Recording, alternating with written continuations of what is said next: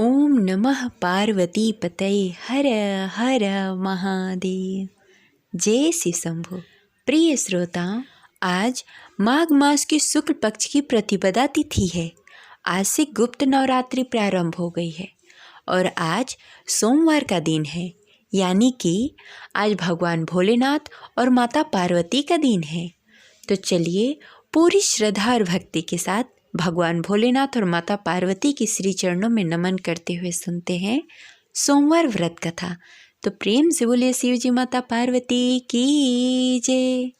जय शिव शंभु। हर हर महादेव। सोमवार का दिन भगवान भोलेनाथ को समर्पित है और भोलेनाथ की पूजा माता पार्वती के बिना अधूरी मानी जाती है। सोमवार के दिन भगवान भोलेनाथ की विधिवत पूजा आराधना करने के बाद व्रत कथा का पाठ करना चाहिए, क्योंकि व्रत कथा के बिना व्रत अधूरा माना जाता है और कथा श्रवण मात्र से ही भगवान भोलेनाथ और माता पार्वती की कृपा हम सभी पर सदा सर्वदा बनी रहती है। तो आइए पूरी श्रद्धा और भक्ति के साथ भगवान भोलेनाथ को नमन करते हुए सुनते हैं सोमवार व्रत कथा। कथा प्रारंभ करने से पहले इस वीडियो को लाइक करके कमेंट बॉक्स में हर हर महादेव अवश्य लिखें। प्राचीन समय की बात है, एक नगर में एक बड़ा ही धनवान साहूकार रहा करता था। उसके घर पर धन्य धान्य की कोई कमी नहीं थी, लेकिन वह फिर भी उदास रहा करता, क्योंकि उसकी कोई संतान नहीं थी।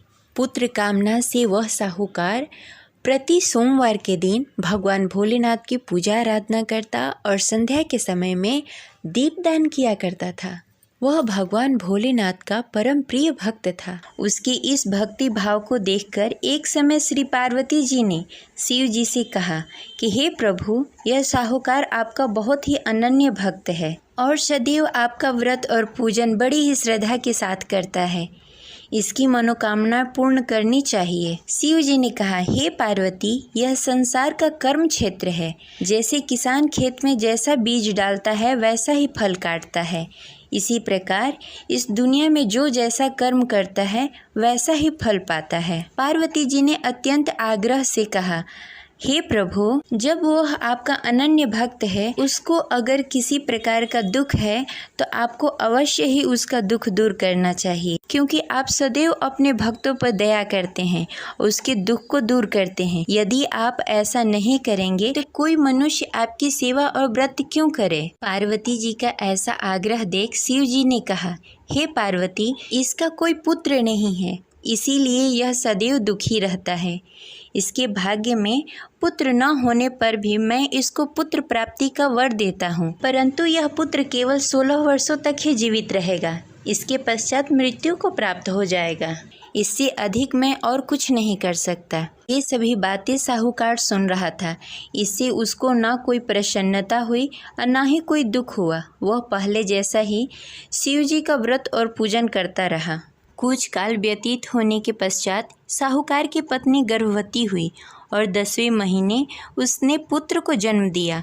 साहूकार के घर में बहुत ही खुशी मनाई गई, परंतु साहूकार उसके 16 साल की आयु जानकर कुछ अधिक प्रसन्न नहीं हुआ। यह बातें उसके घर वालों को मालूम नहीं था। विद्वान पंडितों ने उसका पुत्र का नाम अमर रखा। जब अमर 12 वर्ष का हुआ तो उसे शिक्षा प्राप्त करने के लिए काशी भेजने का निश्चय हुआ। व्यापारी ने अमर के मामा को बुलाया और कहा कि अमर को शिक्षा प्राप्त करने के लिए काशी छोड़ आओ। अमर अपने मामा के साथ शिक्षा प्राप्त करने के लिए चला गया। रास्ते में जहां अमर और उसके मामा विश्राम करने के लिए ठहरते, वहीं यज्ञ करते और ब्राह्मणों को भोजन कराते। लंबी यात्रा के बाद अमर और उसके मामा एक नगर में पहुंचे। उस नगर में राजा की कन्या के विवाह की खुशी में सभी नगर को सजाया गया था। निश्चित समय पे बारात आ गई, लेकिन वर का पिता अपने बेटे की एक आंख से काने होने के कारण बहुत चिंतित था। उसी इस बात का भय सता रहा था कि राजा को इस बात का पता न चले, कहीं वह विवाह से इनकार न कर दे, इससे उसकी बदनामी होगी। वर के पिता ने अमर को देखा। उसके मस्तिष्क में एक विचार आया। उसने सोचा, क्यों न इस लड़के को दूल्हा बनाकर राजकुमारी से विवाह करा दूं। विवाह के बाद उसको धन देकर विदा कर दूंगा और राजकुमारी को अपने नगर ले जाऊंगा। वर के पिता ने इसी संबंध में अमर और उसके मामा से बातें। अमर के मामा ने धन मिलने के लालच में वर के पिता की बातें मान ली। अमर को दूल्हे का वस्त्र पहनाकर राजकुमारी चंद्रिका से विवाह करा दिया। राजा ने बहुत सारा धन देकर राजकुमारी को विदा किया। अमर जब लौट रहा था तो सच नहीं छिपा सका और उसने राजकुमारी की ओढ़नी पर लिख दिया, राजकुमारी चंद्रिका, आपका विवाह मेरे साथ हुआ है। मैं काशी शिक्षा प्राप्त करने के लिए जा रहा हूँ। अब तुम्हें जिस नवयुवक की पत्नी बनना पड़ेगा वह कान्हा है। जब राजकुमारी ने अपनी ओढ़नी पर लिखा हुआ पढ़ा तो उसके कान्हे लड़के के साथ जाने से इनकार कर दिया। राजा ने सब बातें जानकर राजकुमारी को महल में रख लिया और उधर अमर अपने मामा के साथ काशी पहुंच गया। अमर ने गुरुकुल में पढ़ना शुरू कर दिया। जब अमर की आयु 16 वर्ष पूरी हो गई, उसने एक यज्ञ किया। यज्ञ की समाप्ति पर ब्राह्मणों को भोजन कराया और सभी को अन्न और वस्त्र दान किए। रात्रि को अमर अपने शयन कक्ष में सोने के लिए चला गया। शिव जी के वरदान के अनुसार शयन अवस्था में अमर के प्राण पखेरु उड़ गए। सूर्योदय पर मामा अमर को मृत देखकर रोने लगे। आसपास के लोग भी एकत्र होकर दुख प्रकट करने लगे। मामा के रोने विलापने का स्वर समीप से गुजरते हुए भगवान शिव और माता पार्वती ने सुन लिया। पार्वती जी ने शिव जी से कहा, मुझे इसके रोने का स्वर सहन नहीं हो रहा है, आप इस व्यक्ति के कष्ट अवश्य दूर करें। भगवान शिव जी ने पार्वती जी के साथ अदृश्य रूप में समीप जाकर अमर को देखा तो पार्वती जी से बोला, हे पार्वती, यह तो वही व्यापारी का पुत्र है। मैंने इसे 16 वर्ष तक की आयु का वरदान दिया था। इसकी आयु पूरी हो गई है। पार्वती जी ने फिर भगवान शिव जी से निवेदन किया, हे प्रभु, आप इस लड़के को जीवित करें, नहीं तो इसके माता पिता पुत्र की मृत्यु के कारण रो रो कर अपने प्राण त्याग देंगे। इसके पिता तो आपके परम भक्त हैं, जो वर्षों से सोमवार का व्रत करते हुए भोग लगा रहा है। पार्वती जी के आग्रह करने पर भगवान शिव ने उस लड़के को जीवित होने का वरदान दिया और कुछ ही पल में वह जीवित होकर उठ गया। शिक्षा प्राप्त करने के बाद अमर अपने मामा के साथ अपने नगर की ओर चल दिया।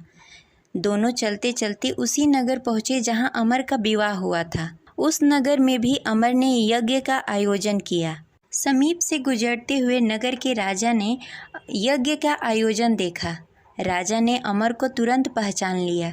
यज्ञ समाप्त होने पर राजा ने अमर और उसके मामा को महल में लेकर गए और कुछ दिनों तक उन्हें महल में ही रखा। उसके पश्चात बहुत सारा धन वस्त्र देकर राजकुमारी के साथ विदा किया। रास्ते में सुरक्षा के लिए राजा ने बहुत सारे सैनिकों को भी साथ में भेजा। मामा ने नगर में पहुंचते ही एक दूत को घर पर भेजकर अपने आगमन की सूचना भेज दी। अपने बेटे अमर के जीवित वापस लौटने की सूचना से व्यापारी बहुत प्रसन्न हुआ। व्यापारी ने अपने पत्नी के साथ स्वयं को एक कमरे में बंद कर रखा था। भूखे प्यासे रहकर व्यापारी और उसकी पत्नी बेटे की प्रतीक्षा कर रहे थे। उन्होंने प्रतिज्ञा कर रखी थी कि यदि उन्हें अपना बेटा मृत्यु के मुंह से वापस लौटकर नहीं आया तो वो अपने प्राण त्याग देंगे। व्यापारी अपनी पत्नी और मित्रों के साथ नगर के द्वार पर चला गया। उसने अपने बेटे का विवाह का समाचार सुनकर पुत्रवधू राजकुमारी चंद्रिका को देखकर उसकी खुशी का ठिकाना न रहा। उसी रात भगवान शिव ने व्यापारी को स्वप्न में आकर कहा, हे श्रेष्ठ, मैं तेरे सोमवार के व्रत करने और कथा सुनने से बहुत प्रसन्न हूँ। इसी वजह से मैंने तुम्हारे पुत्र की लंबी आयु कर दी है। व्यापारी बहुत प्रसन्न हुआ। सोमवार का व्रत करने से व्यापारी के घर में खुशियाँ लौट आई।